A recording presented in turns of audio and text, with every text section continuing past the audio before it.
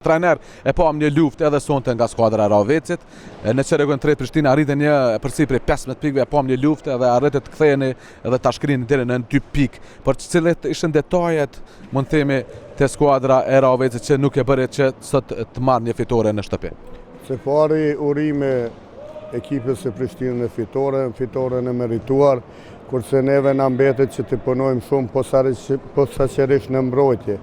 Kemi probleme mbrojtje edhe lojën e mram të cilën e kemi luajtur edhe sonte, po shihet që deficiti kryesor në mbrojtje. Po marr parasysh që Prishtina në tretin qerek arriti të shkojë deri në 15 pikë.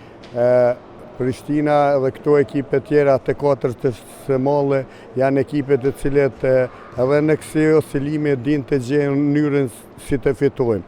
Kurse neve na mbetet dhe më shumë të punojmë në mbrojtje posaçërisht, edhe kur keni arma jonë kryesore o 3 poena, kurse sonte kemi shitu 31-8, atëherë nuk mund të prit një fitore.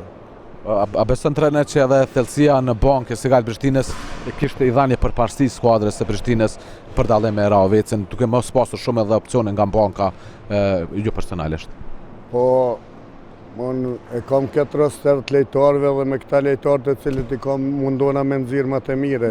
Nuk më me thonë që djemt nuk janë mundu, po disbalansi në kvalitet shihet që ekziston.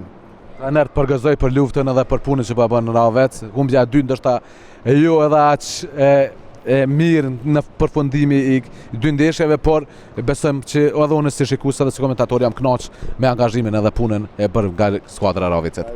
Faleminderit nga ju.